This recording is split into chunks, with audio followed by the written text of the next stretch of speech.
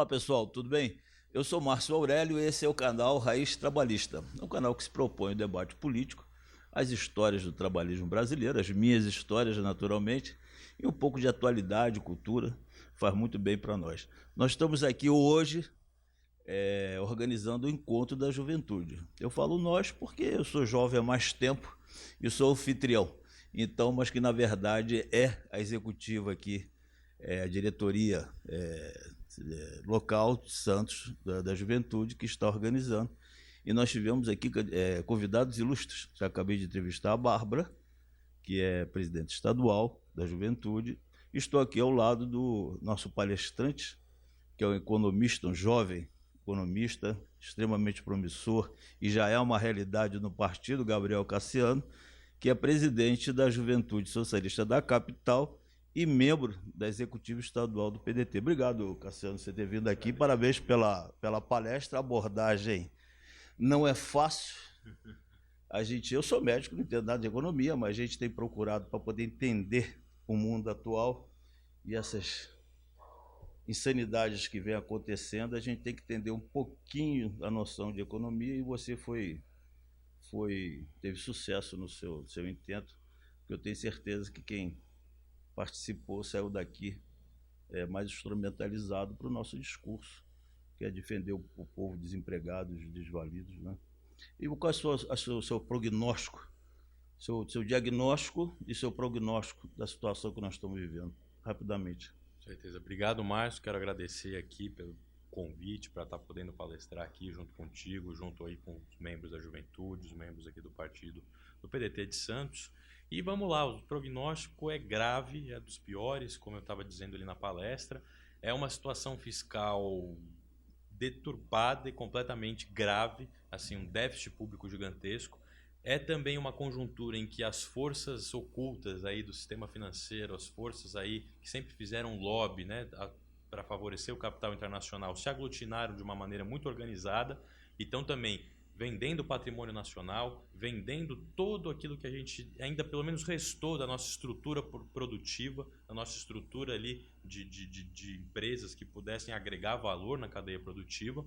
E a gente tem também uma agenda de retirada de direitos sociais, de direitos já consolidados, e também de reformas que vão priorizar a iniciativa privada e o capital internacional, ao invés de priorizar o investimento público e também o investimento no capital nacional, mesmo das empresas privadas, que a gente não tem nenhum preconceito, a gente inclusive quer fomentar e quer dar uma atenção especial, mas desde que tenham o seu CNPJ, enfim, sejam registradas aqui em território nacional para gerar riqueza, desenvolvimento e principalmente emprego no nosso país. Portanto, a minha avaliação é essa.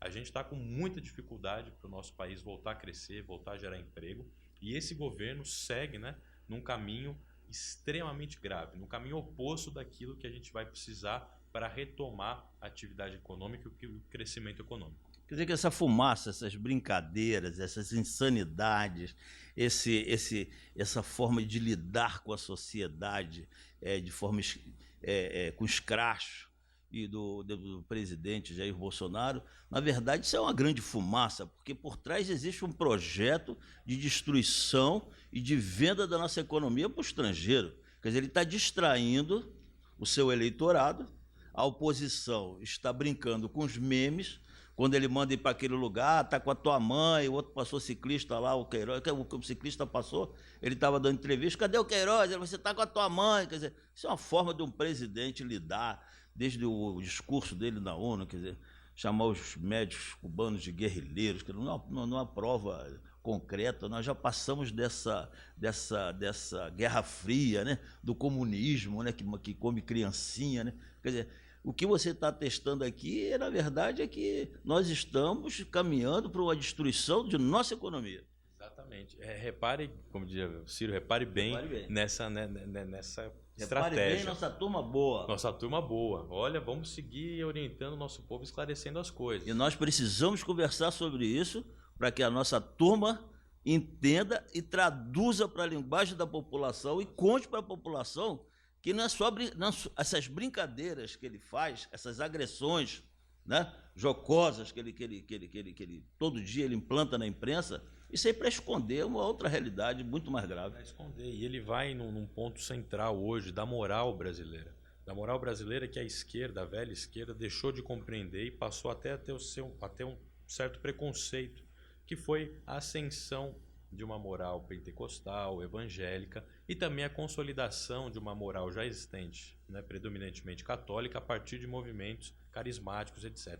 Pela ausência do Estado. Pela ausência do Estado, claro. Não, com com certeza. As igrejas evangélicas, elas crescem no vácuo e na inexistência, né, do Estado, onde nas questões principais ali de saúde, de educação, solidariedade humana, fraternidade, acolhimento. Então acabou crescendo, mas de uma certa forma isso se generalizou para o Brasil como um todo. E repare que é uma coisa assim, que tem a ver com a moral, tem a ver com costume, tem a ver com dogmas, com crenças. Isso é muito sensível para o nosso povo. E aí uma determinada parcela da esquerda, querendo afirmar pautas que são importantes, são necessárias, mas como prioridade no debate, acaba secundarizando toda essa parcela, que é a maioria, que é mais de 80% da população, e acaba gerando a oportunidade para o Bolsonaro crescer nessas picuinhas e nesses disfarces, nessas fumaças. Então você pega hormonização de criança, criança veste azul, homem, mulher veste rosa, etc. Que o nosso povo tem uma moral, pelo menos no ponto de vista dos costumes, conservadora.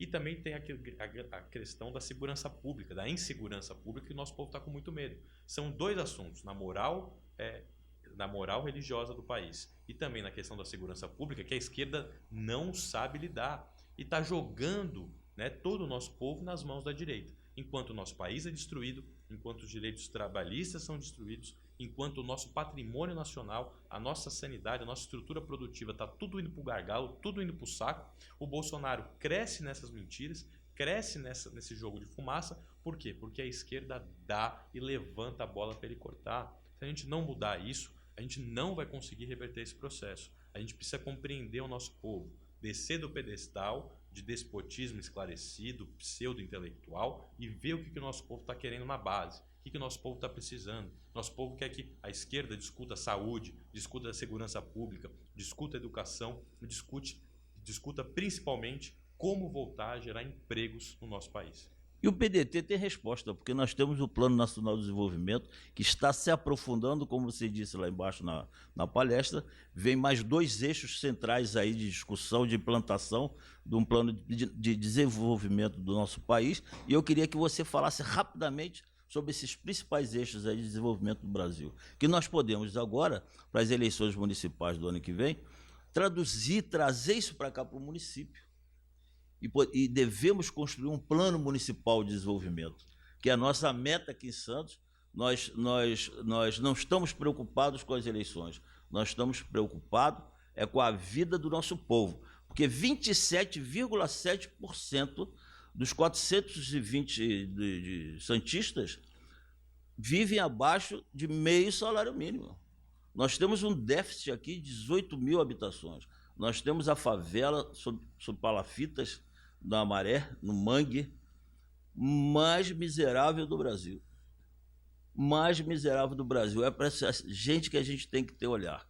E nós temos uma resposta, nós estamos estudando, nós estamos gerando conteúdo no campo da saúde, no campo da moradia, no campo do meio ambiente, com o manejo do lixo, e nós estamos começando já os seminários aqui em Santos, e eu queria que você, em rápidas palavras, porque sabe como é que...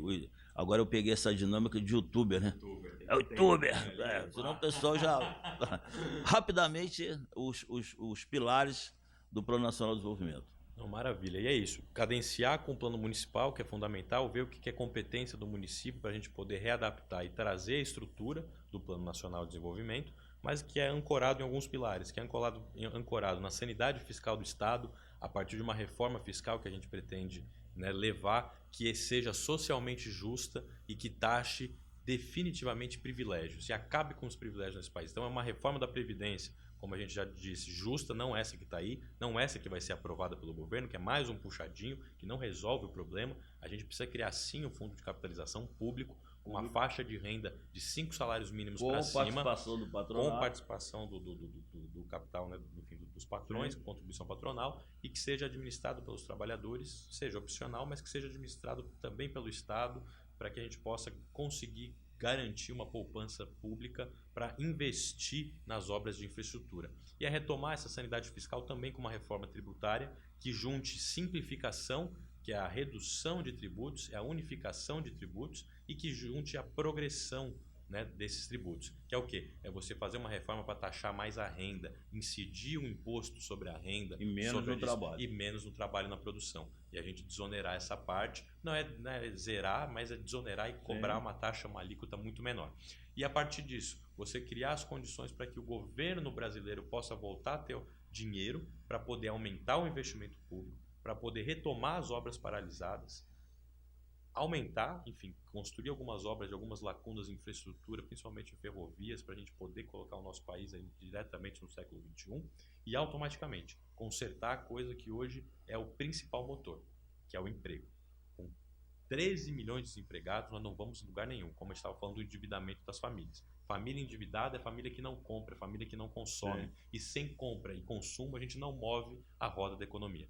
E é por isso que a gente precisa focar nesses pilares principais, pelo menos. E tem alguns outros, mas a gente pode discutir depois. Enfim, tem um seminário aí que a gente colocou. Mas esses são os principais eixos, cadenciando uma grande proposta de uma renovação do Pacto Federativo. E depois, agora com as eleições, né, no advento das eleições municipais, que os municípios possam incorporar esses pressupostos para poder nos ajudar nesse projeto que é nacional. Sim. Cassiano, agradeço muito a sua participação, sua vinda aqui em Santos. Foi realmente brilhante sua palestra, nós saímos, como eu disse, melhor do que quando chegamos e mais instrumentalizados. Porque a nossa esquerda, nós não podemos ficar, somos contra, porque eu sou a favor, mas tem que dizer por quê, tem que traduzir para o povo, não é, as suas convicções dentro do entendimento do nosso povo. Porque ninguém é obrigado a ser economista, eu não preciso fazer uma faculdade de economia para poder entender que a gente não pode taxar o trabalho, a gente tem que taxar a renda. O imposto tem que vir sobre o lucro. Porque quando eu compro essa camiseta, ela custou R$30. Se eu pago 10%, 10% é R$3. R$3 para quem ganha 100 mil é uma coisa. Para quem ganha o salário mínimo, proporcionalmente, é muito maior. Então, no Brasil, quanto menos você ganha, ao contrário de que muitos... Até amigos meus de classe média dizem, a classe média que sustenta, porque não é verdade. Proporcionalmente é o trabalhador que paga imposto.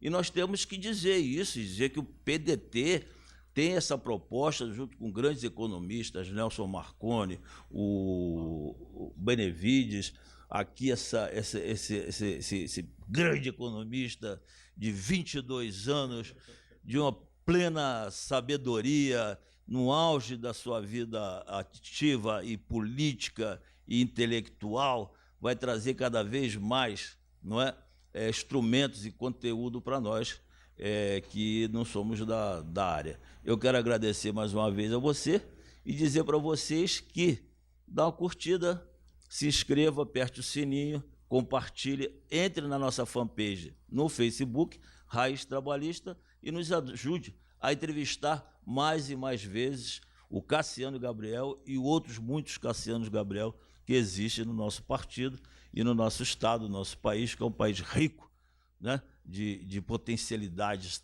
naturais, mas principalmente humanas. Aquele abraço.